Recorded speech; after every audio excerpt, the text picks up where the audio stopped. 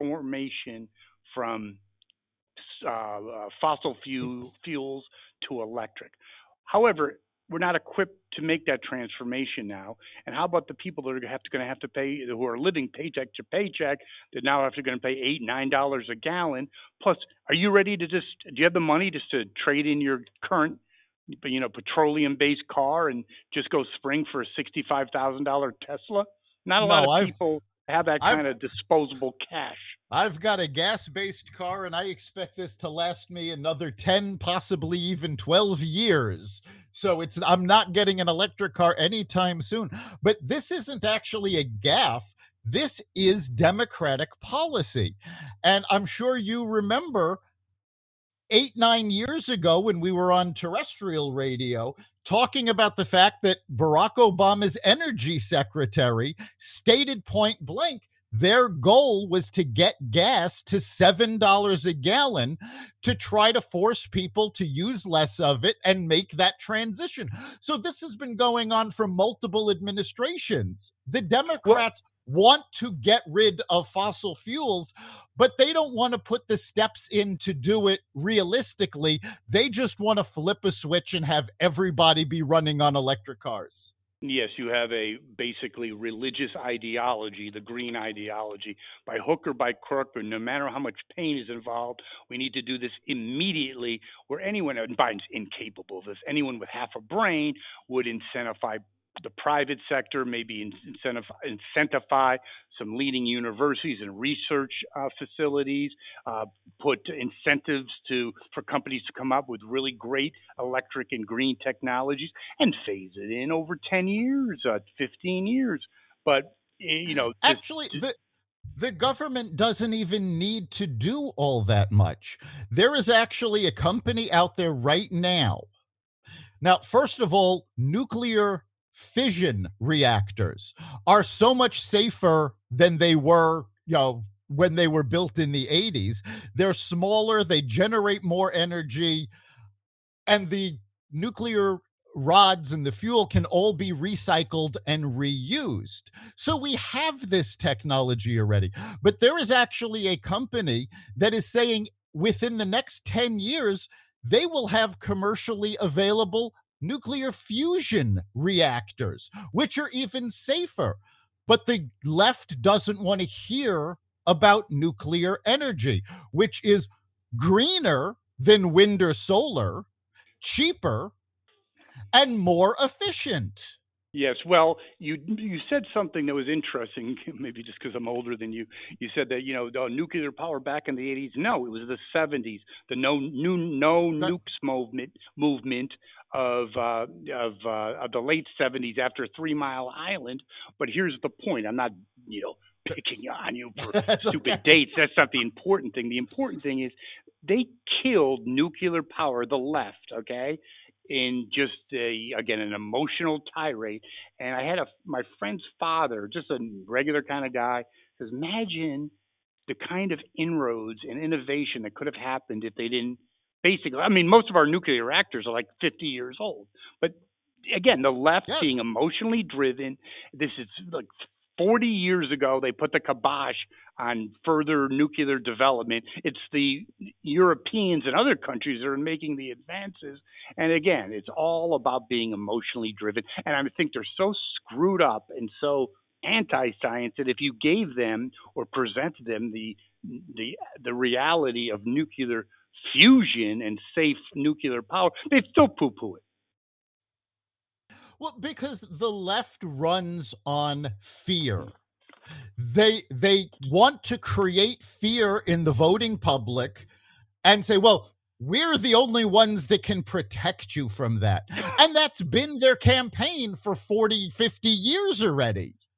And the fact of the matter is, most of the things they're telling you to be afraid of simply aren't true. Or if they are true, it's situations the left created. It's Well, hysterical. They yes. create the boogeymen that are scaring the shit out of me. Yeah, $10 gas that scares the shit out of me, and guess what? They created it. Very, very interesting. Speaking of interesting, no media coverage. The Sussman trial about Hillary's involvement in the fake Trump dossier. Yeah, this is absolutely amazing. Last Friday, Hillary Clinton's campaign manager very casually on the stand admitted that Hillary greenlit spreading this information to media despite having no knowledge of it if it was actually true. Um, and this was a big bombshell. This is actually one of the things that John Durham was looking for from this trial. I don't think Durham actually cares if Sussman is found guilty or not. He wanted more information from this trial so he could dig deeper. Well, last Friday he got it, and ABC, NBC, CBS, and MSNBC combined have given the Sussman trial a grand total of 0 minutes of coverage. But you really look, CNN, uh, but when you CNN really looked at, go amazingly ahead. gave it 11 minutes. Who did? CNN. Oh well, I think they have. Well, that's an interesting point that you bring that up, Doctor Lopkin.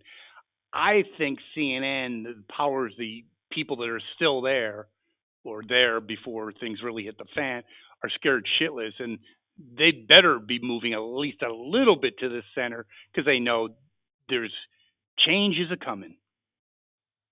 Yeah, there have been a lot of layoffs at CNN. Uh, the new company has stated point blank that they want to completely redo, and they want CNN is actually very important to the new owners. They've stated they want this to be a cornerstone of this new company, but to do it they've got to fix all of these problems, and they've started laying people off, the getting rid of CNN plus, creating new programming from CNN for HBO Max, but it's all hitting the fan, and they've realized we have to be a news network again. Yeah, so you mean that I might go into a safe room or a comfort room? You're telling me that Don Lemon might be fired? Oh my God, what do I do? According to, well, there are rumors, I haven't been able to confirm them, that both he and Brian Stelter are on the chopping block. Brian, I think he's what you call proverbial toast. Yeah, he's finished. And I don't know if he's really. He might resurface at MSNBC. I don't think he can really resurface at any kind of real news organization. Very interesting. And I also want to one more point before we move on to that the Sussman case is that I truly believe what Hillary did was the most audacious and most devastating political dirty trick ever. I think it makes Watergate look like a picnic. It does. But I mean, even more importantly than just that, and that's the big problem, is that people go, well, it's political dirty tricks. Every campaign does things like this. As soon as Sussman reported it to the FBI, and Durham has said he has evidence that Sussman billed the Clinton campaign for these meetings. So the Clinton campaign would be on the hook for reporting this story to the FBI. There is a crime in this country called filing a false police report. 100%. It is a criminal offense. So this is more than political dirty tricks. This is them committing a crime. And in fact, creating the collusion that they then accused Trump of. No question about that. But it also forever, well, nothing's forever, did serious harm to the reputation of the FBI and the CIA. I think of them as both Not to political mention to hack Donald organizations. Trump. And he ruined a whole administration. He was Yes. all, I mean, he had his own self created problems and foibles, but in the end, he accomplished some things and many good things uh, with 1,000 mile headwinds. And that is really self destructive. Forget about Trump if you like Trump. It was self destructive for this country and also has ramifications for our relation. I know Putin invaded the Ukraine, but it's still soured. It started the new Cold War, and Putin finished it.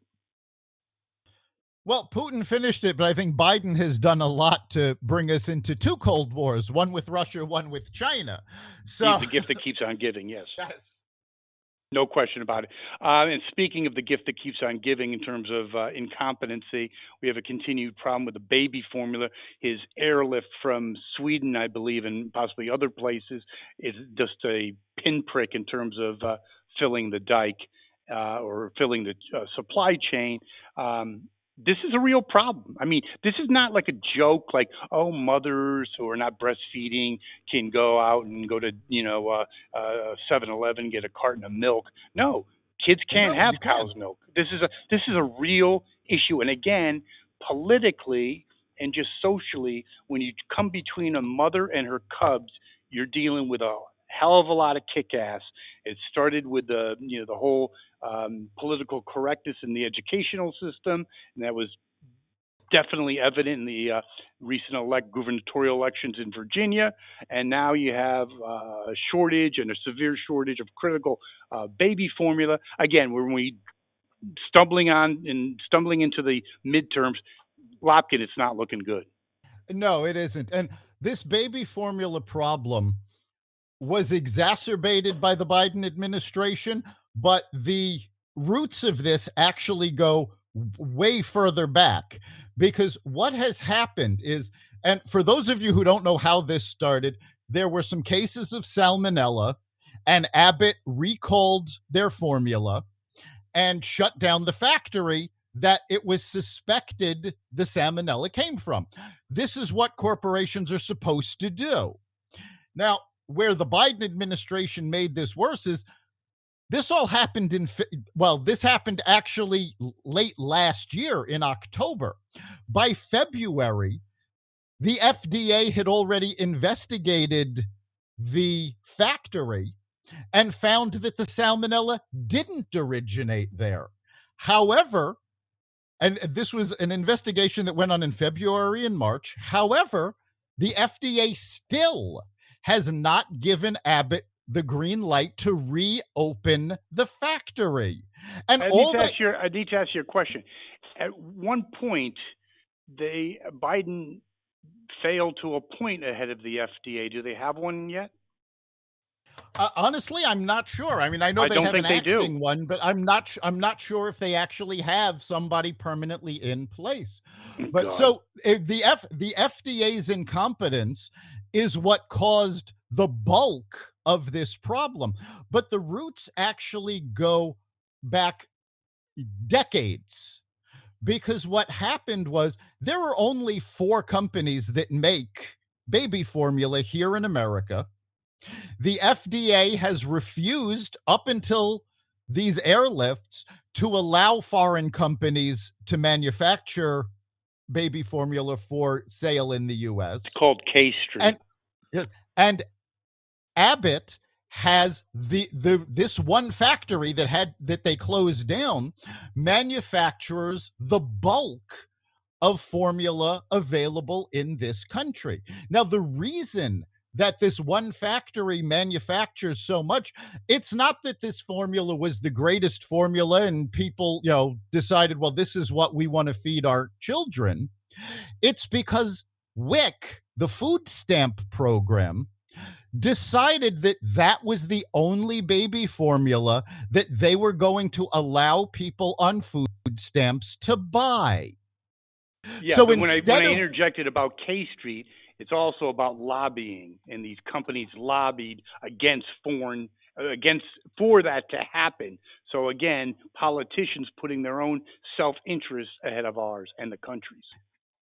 Exactly. Instead of just saying, well, use your food stamps for whatever baby formula you want, they put this restriction on. And that created the situation where when something went wrong with the factory, it created the shortage. That shortage was then exacerbated by the FDA failing to move in what would be normal time. And there was a bill that was shot down in the House and Senate where they wanted to give the FDA $28 million to deal with this. And it was shot down. And of course, people on the left go, well, how dare they shoot this down? The reason this bill was shot down was, one, the FDA had just been given $100 million that they haven't spent yet.